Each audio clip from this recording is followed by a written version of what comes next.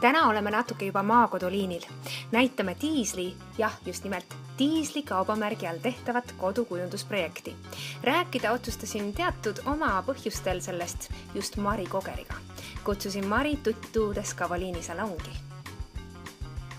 Diesel ja Scavoliini ehk siis köögid nende koostöös. Mida sa sellest koostööst arvad? Meeldib see sulle? Mulle tundub, et see on selline natukene sinu stiil võib-olla. Jah, Diesel Rõiva brändil on mulle väga meeldib, et on selline julge, natuke mässumeelne ja hästi nagu omanäoline, et tundub, et selline elustiili bränd, et inimestele, kellele Diesel Rõiva brändina meeldib, et sama stiil tuleb ka mööblisse, on ainult teretulnud, et inimesed saavad ennast selle kaudu nagu väljendada ruumis.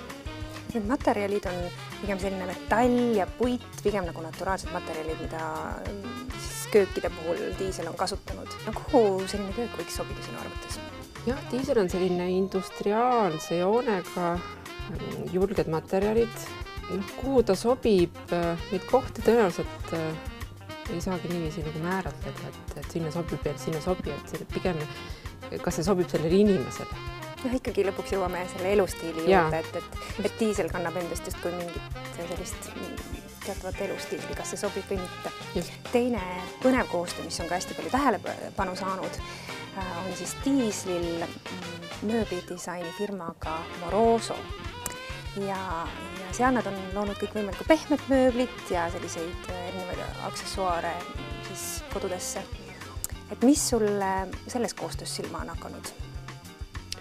Jälle see vastandumine sellise rafineeritud stiiliga, julge, teistsugused materjalid, teistsugused vormid.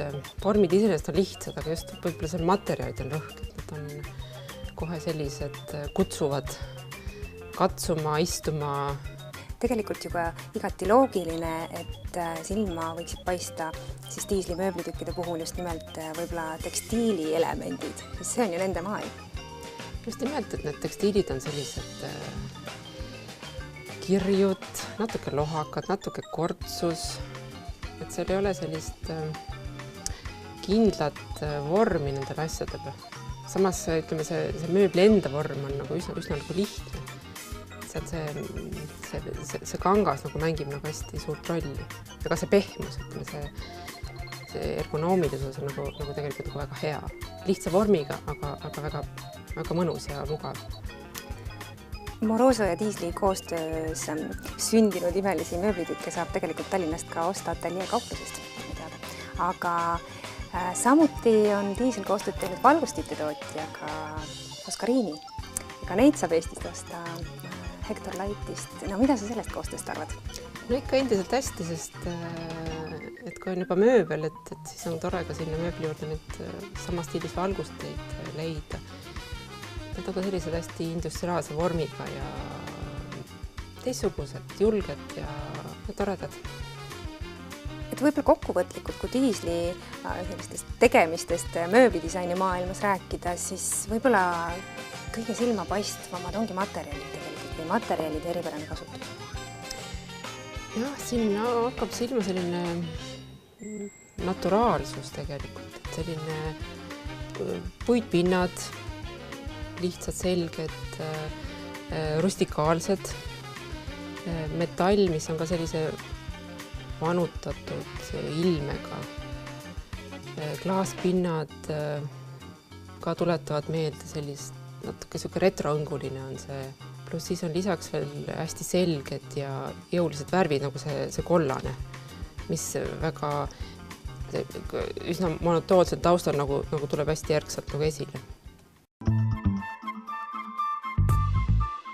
Very interesting is the collaboration between Diesel and Scavoliini. Now, how long has this collaboration been going on and how did it start?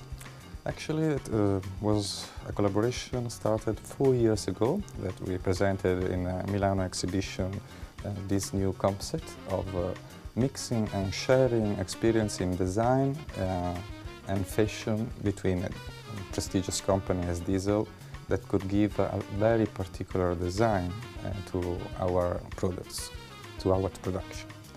And that is why always more and more thanks to the appreciation of architects, designers, and special people that like something different. Is already one of the best models collection that we are spreading all over the world.